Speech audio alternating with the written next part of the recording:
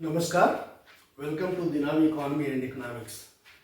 कैलडोर के मॉडल में स्टेबिलिटी की कंडीशन है that propensity to save should be greater than propensity to save from wages. Profit से जो बचत की प्रवृत्ति होती है वो मजदूरी के बचत प्रवृत्ति से कहीं ज़्यादा होनी चाहिए। इनफैक्ट जो डिग्री ऑफ स्टेबिलिटी है that depends upon this difference. SP और एसडब्ल्यू के अंतर पर ही डिग्री ऑफ स्टेबिलिटी डिपेंड करती है। इनफैक्ट कॉरिडोर ने इस पार्ट को 1/SP माइनस SW को कहा है this is coefficient of sensitivity of income distribution.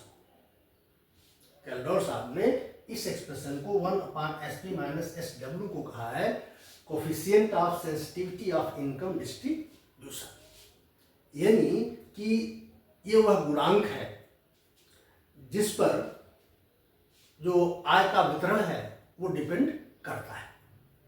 इसकी वैल्यू जितनी ही ज्यादा होगी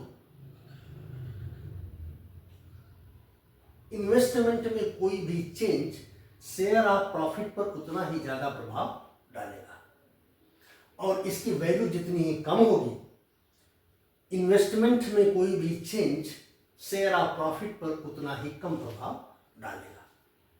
इसका मतलब ये हुआ कि अगर ये डिफरेंस कम है तो ये सेंसिटिविटी कोफिशिएंट की वैल्यू ज्यादा होगी, और अगर ये डिफरेंस ज्यादा है तो इस सेंसिटिविटी कोफिशिएंट की वैल्यू कम होगी।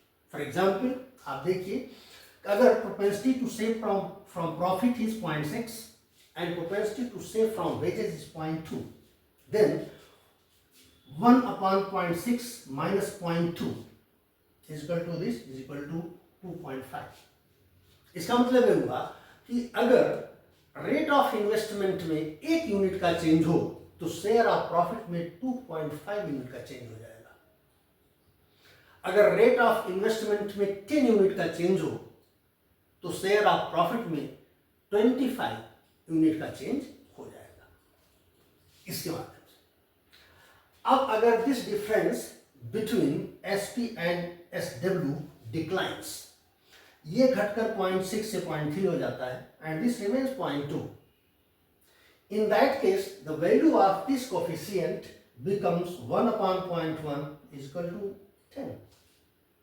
ऐसी स्थिति में अगर इनकम डिस्ट्रीब्यूशन में 1 यूनिट का चेंज होता है तो शेयर ऑफ प्रॉफिट में 10 यूनिट का चेंज हो जाएगा। ये देखिए दोनों के बीच में डिफरेंस। इसको क्यों कोफिशिएंट ऑफ सेंसिटिविटी कहा गया है? क्योंकि इसके आधार पर ही डिसाइड हो रहा है कि रेट ऑफ इन्वेस्टमेंट में जो चेंज होगा वो शेयर ऑफ प्रॉफिट को कैसे प्रभावित करेगा। और यहां हम देख रहे हैं कि ये डिफरेंस अगर ज्यादा होगा तो इन्वेस्टमेंट का इंपैक्ट शेयर ऑफ प्रॉफिट पर कम होगा, और अगर ये डिफरेंस कम होगा तो रेट ऑफ इन्वेस्टमेंट का शेयर ऑफ प्रॉफिट पर इंपैक्ट ज्यादा होगा। That's why it is called coefficient of sensitivity according to Kaldor. अब अगर हम क्लासिकल सेविंग फंक्शन की बात करें, क्लासिकल से मानते हैं कि जो वर्कर्स होते हैं उनका प्रोपेंसिटी टू सेव 0 होता है, यानी वो अपनी इनकम का कोई भी हिस्सा बचत नहीं करते, तो SW बिकम्स 0। उस स्थिति में this expression gets transformed into this. अगर हम SW को 0 कर दें तो यहां 0 हो जाएगा, यहां 0 हो जाएगा, ये 0 हो जाएगा, ये पूरा का पूरा 0 हो जाएगा। तो बचेगा क्या? P is equal to I/SP, यानी प्रॉफिट जो है this becomes ratio of investment and propensity to save from profit. इस स्थिति को कैलडोर साहब ने नाम दिया विडोज क्रूज।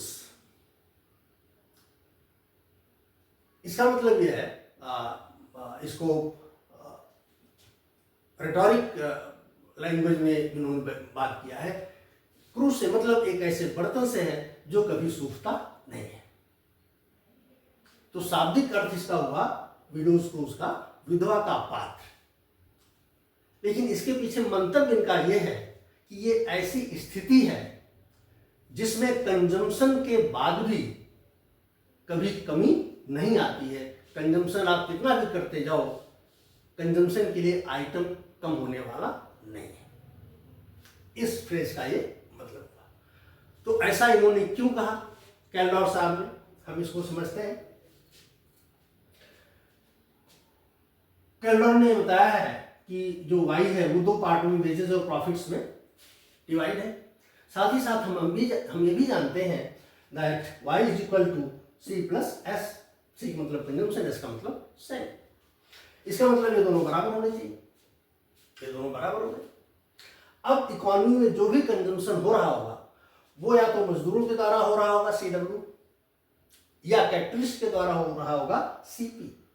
इसी तरह जो सेविंग हो रही होगी वो या तो कैपिटलिस्ट के द्वारा हो रही होगी या मजदूरों के द्वारा हो रही होगी। क्योंकि बाय एजम्पशन हमने ये मान लिया है दैट SW इज 0, इसका मतलब कि मजदूरों द्वारा की गई सेविंग 0 है।